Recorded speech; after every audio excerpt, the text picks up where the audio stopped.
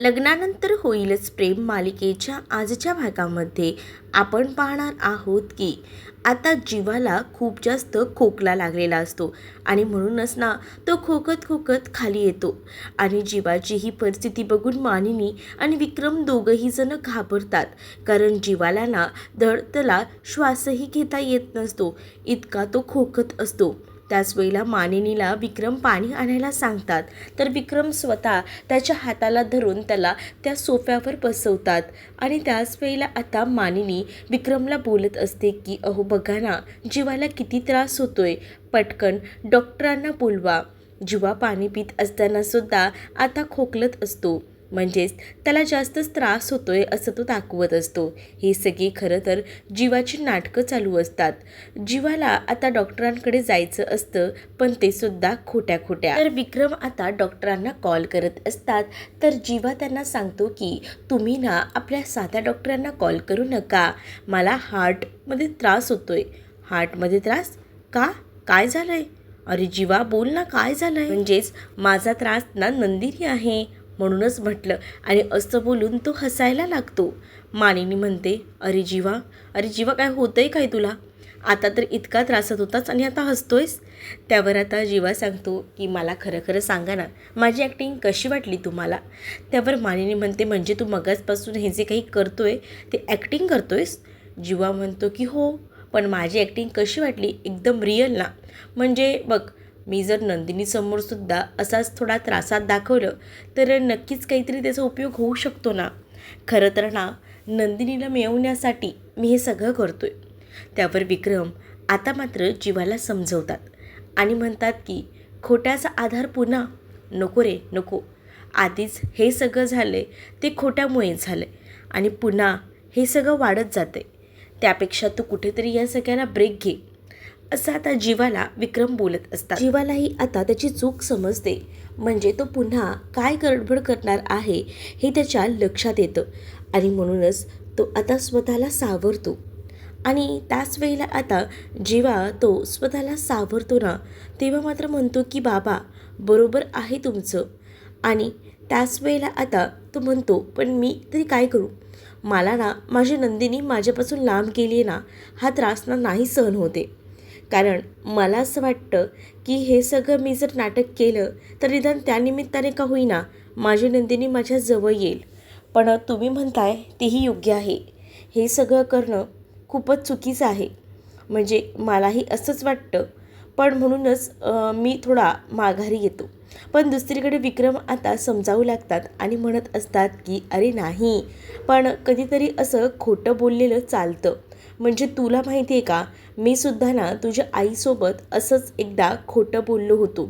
म्हणजे मला यायला उशीर झाला होता म्हणूनच मी सांगितलं होतं की मी खरं तर गाडीवरनं पडलेलो आहे. आणि म्हणते म्हणजे काय, तुम्ही गाडीवरनं पडलात नव्हतात का?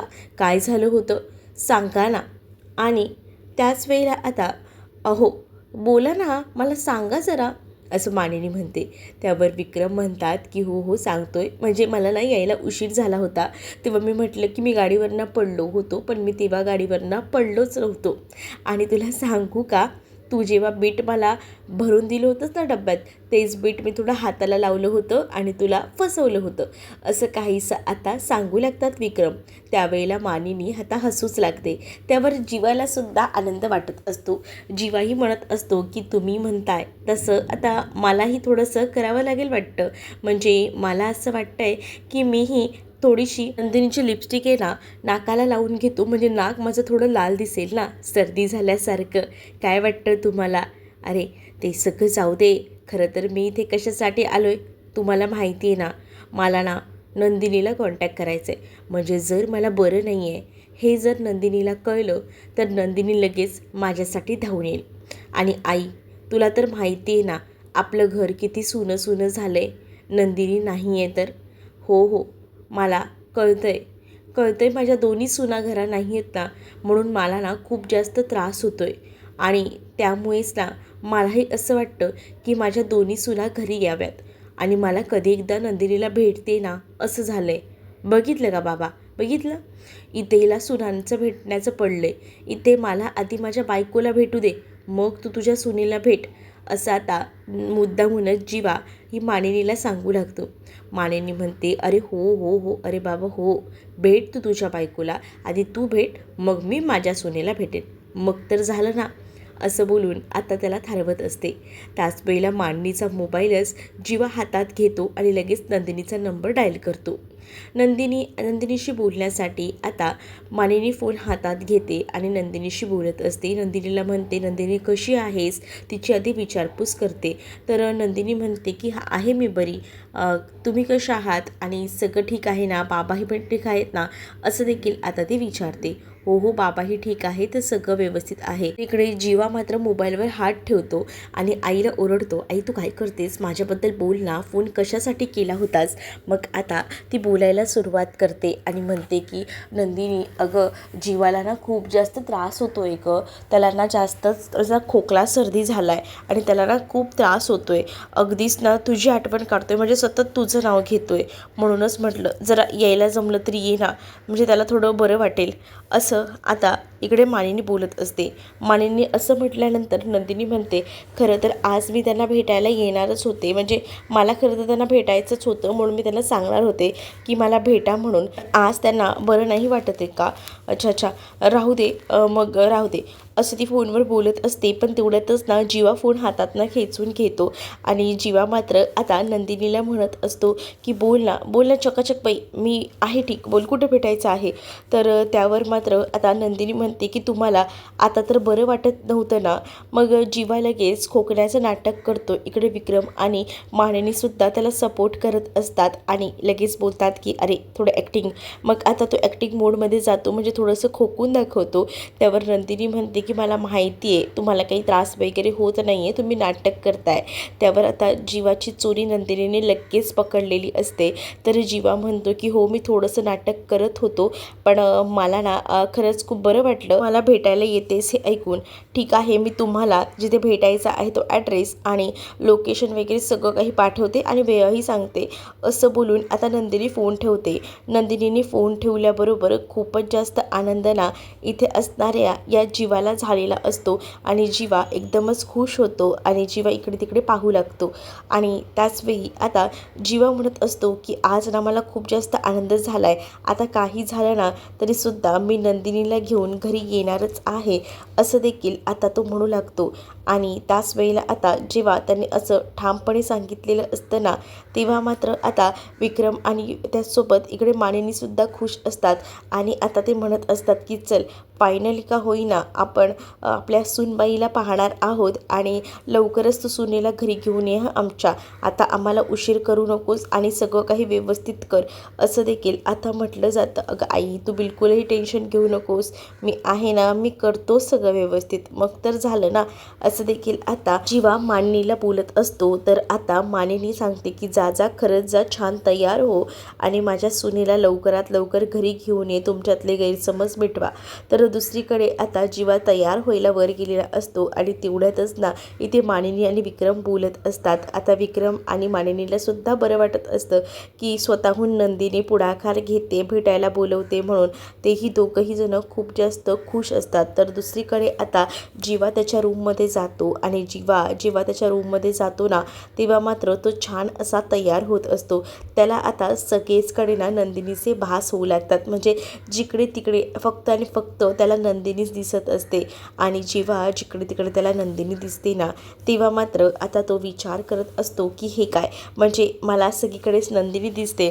आणि त्याच वेळेला बॅकग्राऊंडला ना एक सॉन्ग लागलेलं असतं, जे म्हणजे आभासहा छळतो तुला छळतो मला, हे सॉन्ग बॅकग्राऊंडला लागलेलं असतं. आणि त्यामुळेच ना समोर अक्षरशः त्याच्या नंदिनीसुद्धा आलेली असते आणि त्याला खरंच वाटतं की आपल्यासमोर नंदिनी आहे आणि त्यामुळेच ना तो खूप जास्त खुश असतो. नंदिनी स्वतः त्याला तयारी करण्यासाठी मदत करत असते, म्हणजेच त्याला आता जॅकेट देत असते, त्याचसोबत पूर्ण तयार व्हायला कोंब जो आहे तो सुद्धा देते. सगळी छान तयारी ना ती तिच्या पसंतीप्रमाणे करून देत असते आणि त्यामुळेच ना आता खूप जास्त आनंद इथे असणाऱ्या या जीवाला होत असतो आणि त्यामुळे जीवा हा खूपच जास्त हॅप्पी असतो.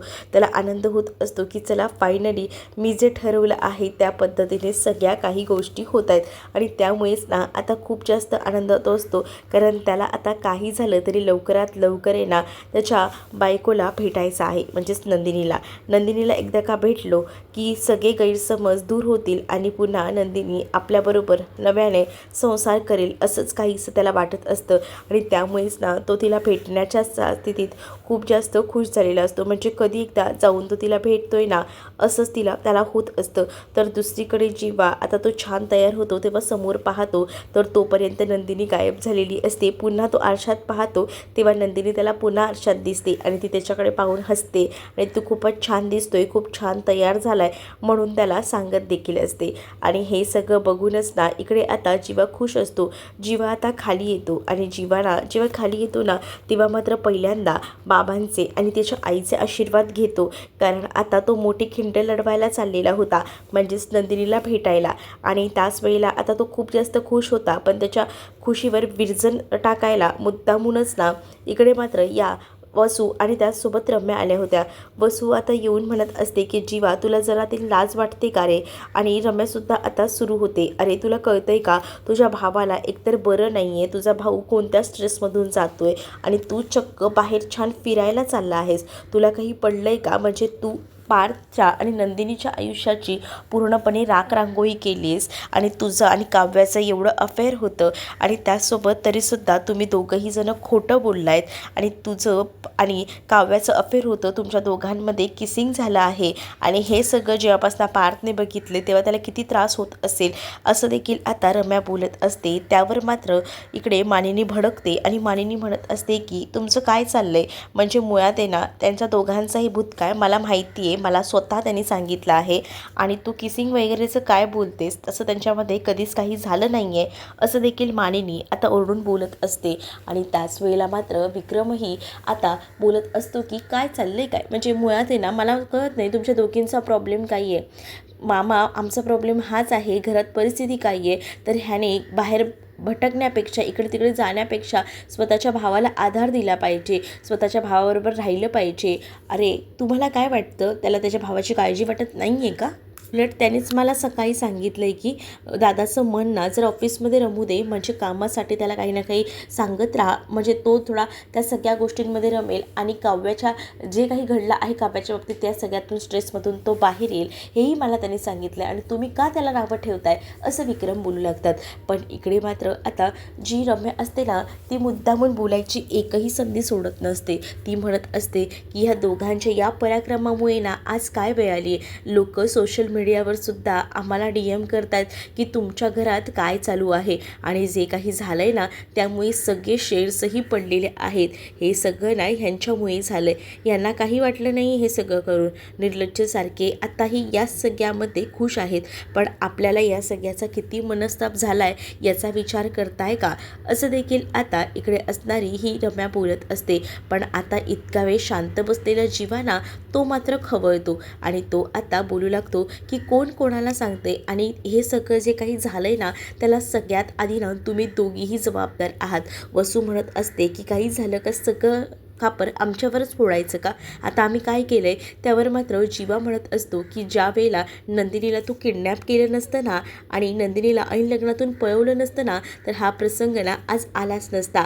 माझं आणि काव्याचं लग्न झालं असतं आणि आमचंही नातं योग्य रुळावर असलं असतं, पण त्यामध्ये सुद्धा तू प्रॉब्लेम्स क्रिएट केले आणि म्हणून हे सगळं झालेलं आहे. नाहीतर आज सगळी नाती व्यवस्थित असली असती. आणि तुम्ही आम्हाला शिकवताय का कसं राहायचं आहे आणि कसं सगळं करायचं आहे ते? हे सगळ्याची गरज ना तुम्हाला आहे, मुळात मला नका सांगू, मला कळतं काय करायचं ते आणि काय नाही ते. आणि असं बोलूनच ना तो आता खूप जास्त भडकतो आणि त्याच वेळेला आता त्याचा रागाचा पारा खूप जास्त चढलेला असतो आणि त्यामुळेच ना आता तो रागारागातच बोलत असतो की या सगळ्यामध्ये तुम्हीच आहात, तुम्ही जर नसला असतात ना तर हे सगळं काही झालंच नसतं. आता इकडे विक्रमही खवळतो. विक्रम म्हणतो की मुळात आहे ना मला कळत नाही आहे, त्या दिवशी सगळं काही व्यवस्थित चालू होतं, गोडी गुलाबीने सुरू होतं, पण त्यामध्ये सुद्धा तुम्ही लोकांनी विघ्न आणले आणि ते सुद्धा कोणी आणलेत ना हे मला बघायचंच आहे. कारण त्या दिवशी एवढे छान फोटोज टी व्हीवर दाखवत होते, पण त्यावेळेलाच मध्येच हे फोटो कसे काय आले, हे सगळं कोणी केलं, हे तर आता आपल्याला शोधून काढायलाच हवं असा विचार देखील ना आता सुरू असतो. आणि त्यावेळेला आता या सगळ्या गोष्टींबद्दल विक्रम जेव्हा बोलत असतात ना तेव्हा मात्र अचानकपणे जीवाचा फोन वाजतो. त्यामुळे कुठे रम्या आणि वसू वाजतात. म्हणजे जीवाचा फोन वाजल्याबरोबर जीवा म्हणतो की बाबा 1 मिनटं थांबा, हा फोन आला आहे. कारण ना जीवाला सुद्धा या रम्या वसूचा खूपच जास्त राग आलेला असतो आणि म्हणूनच जीवा एकही शब्द ऐकून न घेता आता लगेच त्यांच्या तोंडाला तोंड लावून उत्तर देत असतो. कारण आज त्यांच्या ज्या आयुष्याची अवस्था आहे त्याला सर्वस्वी जबाबदार या वसू आत्या आणि रम्याच आहेत आणि तरीसुद्धा तोंड वर करून इतक्या निर्लज्जपणे त्या बोलत होत्या ना, त्यामुळे आता विक्रम आणि त्याचसोबत इकडे असणारा जीवा हे सुद्धा तोंड सोडून आता रागारागातच बोलत असतात आणि त्यांना त्यांची लायकी दाखवून देत असतात. तर दुसरीकडे मात्र आता जेव्हा विक्रम जास्त रागारागात बोलत असतात तेव्हा मात्र आता इकडे टेन्शन आलेलं असतं इथे असणाऱ्या या वसू आणि रम्याला. कारण त्यांना माहिती आहे की त्यांच्याकडनं किती मोठी चूक झालेली आहे ते, आणि जर आता आपलं भांडं इथे फुटलं तर आपलं काही खरं नाही हे सुद्धा आता त्या दोघींनाही माहिती आहे. आणि त्या दोघीही म्हणूनच घाबरलेल्या असतात. कारण त्या दिवशीसुद्धा जो काही प्रकार त्यांनी केला तोही त्यांनीच केलेला होता, म्हणजेच जीवा आणि काव्याचे जे फोटोज आणि हे सगळं प्रकरण. आणि त्यामुळेच ना आता डोक्यामध्ये सतत तेच फिरत राहतं की काहीतरी गडबड आहे, पण काय गडबड आहे खरंच काही कळायला मार्ग नसतो. दुसरीकडे मात्र आता पाहायला मिळतं मानिनीलाही शंका आलेली असते, म्हणून मानिनी ती शंका बोलून दाखवते आणि म्हणत असते की हो तुम्ही ना अगदी बरोबर बोलताय, त्या दिवशीचं ते सगळं मलाही डाऊटफुल वाटत होतं आणि म्हणूनच मीही विचार करत होते. तर इकडे आता नंदिनीचा कॉल आलेला असतो, म्हणूनच आता जीवा कॉल रिसीव करतो आणि जेव्हा आता जीवा कॉल रिसीव करतो तेव्हा नंदिनी म्हणते की अजून तुम्ही आलात नाही, कुठे राहिलात? त्यावर हो हो मी येतोच आहे असं आता म्हणू लागतो जीवा आणि त्यानंतर तो लगेच तिकडनं जायला निघतो. जीवा जेव्हा तिकडनं निघतो ना तेव्हा वसू रम्या आता शांतच बसतात, काहीच बोलू शकत नाहीत, कारण त्यांच्याकडे दुसरा कोणताही ऑप्शनच नसतो. तर इकडे मात्र आता पाहायला मिळतं त्या लोकेशनवर जेव्हा जेव्हा पोचतो तेव्हा जाता जाता तो लगेच नंदिनीची माफी मागतो. खरंच मला यायला उशीर झाला, मला ना खरंच सॉरी यायला उशीर झाला म्हणून. आणि असं बोलून आता तो टेन्शनमध्ये असतो आणि थोडा त्याला दमही लागलेला असतो, त्यामुळे नंदिनी त्याला पाणी देते. नंदिनीने पाणी दिल्याबरोबर त्याला थोडं का होईना रिलॅक्स वाटू लागतं आणि तो आता नंदिनीला म्हणतो की खरंच का, माझ्यासाठी का? नंदिनी म्हणते की हो घ्या पाणी. आता नंदिनी एवढं चांगलं गोड त्याच्याशी वागते बघूनच आता खूप जास्त आनंद ना इकडे असणाऱ्या जीवाला वाटत असतो. तर आता जीवा खरं तर म्हणत असतो, चकाचक बाई खरं तर तुला सांगू का, खरं ना मला ना मी अशी कारणं दिली असती गं की मला ट्रॅफिक लागलं हे लागलं. खरंच मी तुला सांगतोय मी येत होतो पण नेमकं त्या रस्त्याला ट्रॅफिक होतं. तुला आता या सगळ्या गोष्टीवर विश्वास बसणार नाही, तुला वाटेल की मीच लेट केलं आहे, पण तसं खरंच नाही आहे, मी काही लेट वगैरे केलं नाही आहे. प्रॉब्लेम थोडा तसाच होता म्हणून मी म्हटलं सॉरी त्यासाठी. तर त्यानंतर आता नंदिनी म्हणत असते की सगळ्यात आधी तुम्ही मला ते चकाचक बाई बोलणं बंद करा, नका बोलू तुम्ही मला हे चकाचक बाई वगैरे, नंदिनी बोला. त्यावर आता जीवा पाहतच राहतो. जीवा म्हणतो की ठीक आहे. खरं तर ना जीवा आता मनात विचार करतो की हिच्यासमोर पुन्हा तेच बोलून दाखवलं तर त्या सगळ्याचा त्रास हिला होईल आणि त्यापेक्षा ना आपण आता ते सगळं काही बोलूयाच नको, आपण दुसऱ्या विषयाला हात घालूया, नाहीतर एकतर ती तरी रडेल नाहीतर मीही रडेल असा विचारच आता जीवा करत असतो. म्हणून जीवाना आता वेगळ्या विषयाला हात घालायला चाललेला असतो आणि त्याच वेळेला तो म्हणत असतो की खरंच ना माझ्या हार्टचं कनेक्शन ना तुझ्याशी निगडीत देत आहे. म्हणजे खरं तर आज मी थोडं नाटक केलं, पण माझ्या हार्टला जो काही त्रास होतो ना त्याचं औषध तूच आहेस, म्हणजे माझ्या हृदयात फक्त तूच आहेस, असं काहीसं त्याला म्हणायचं असतं. आणि तो ते बोलत असतो. आणि त्याच वेळेला जेव्हा त्याची ही बडबड सुरू असते तेव्हा नंदिनीला त्याची ही बडबड नकोशी झालेली असते, बस झालेली असते. आणि म्हणूनच आता नंदिनी बोलत असते की मला ना तुमच्याशी एका वेगळ्या विषयावर बोलायचं आहे आणि त्यासाठी मी तुम्हाला इथे भेटायला बोलवले. अच्छा, तुला वेगळ्या विषयावर बोलायचं आहे का? ठीक आहे. मग आता जीवाही शांत राहतो. तेवढ्यातच ना आता तिथे एक वेटर आलेला असतो, कारण टेबल जास्त फुल असतात, त्यामुळे दोघंही जण वेटिंग एरियामध्ये थांबलेले असतात. आणि जेव्हा तो वेटर येतो तेव्हा म्हणतो की मॅडम, तुमचं झालेलं आहे. नंदिनी मोहिते, तुम्हाला टेबल खाली झाला आहे, तुम्ही जाऊन बसू शकता. नंदिनी मोहिते जसं वेटर नाव घेतो तसं मात्र आता जीवाच्या काळजाला चर होतं, कारण नंदिनी देशमुख ही आतापर्यंत तिची ओळख होती आणि आता ती ओळख नंदिनी मोहिते अशी लाभत होती. आणि त्यामुळे त्याला ना थोडंसं का होईना मनाला खूप जास्त त्रास होतो, कारण नंदिनीने डायरेक्ट स्वतःची ओळखच बदलून टाकलेली असते आणि या गोष्टी ना त्याला सहन होत नसतात. तर पुढील भागामध्ये पाहायला मिळत असतं, जीवा हा नंदिनीला बोलत असतो की आपण आहे ना खूप चांगला व्यवस्थित संसार करू शकतो, कारण मी तुझ्याशिवाय राहू शकत नाही. माझ्या मनात फक्त तूच आहेस आणि मला माहिती आहे तू मला हेच सांगणार आहेस की आपण आता डिवोर्स वगैरे घेऊया नको, असं डायरेक्टली जीवा हा नंदिनीला बोलत असतो. पण नंदिनी खरं तर डिवोर्स घ्यायचा आहे म्हणूनच त्याला भेटायला आलेली असते आणि त्याच्याशी थोडं बोलायला आलेली असते. पण आता नंदिनीला त्याच्यासोबत राहायचं नसतं, पण इथे जीवाची जी अवस्था आहे ती भयानक होणार आहे, कारण जीवाला असं वाटतंय की नंदिनी परत जुळवून घ्यायला मनमोकळेपणाने बोलायला आली आहे. पण इथे हे प्रकरण वेगळंच असतं. दुसरीकडे काव्याने पेस्ट्री पाठवलेली असते आणि ती फोनवर सुद्धा बोलत असते की ही पेस्ट्री खास तुमच्यासाठी पाठवली आहे. आता मी तुमच्यासोबत नाही आहे, पण आपण दोघं मिळून ही पेस्ट्री नक्कीच खाऊया, आणि तीसुद्धा प्रेमाने. परंतु आता पार्थ जो आहे तो काव्याला म्हणत असतो की माझ्या आयुष्यातलं प्रेम जे आहे ना ते संपलेलं आहे. असं म्हटल्यानंतर काव्याला थोडा धक्का बसतो. तर तुम्हाला भाग कसा वाटला आहे कमेंटमध्ये नक्कीच सांगा. असेच अपडेट पाहण्यासाठी चॅनलला सबस्क्राईब नक्की करा.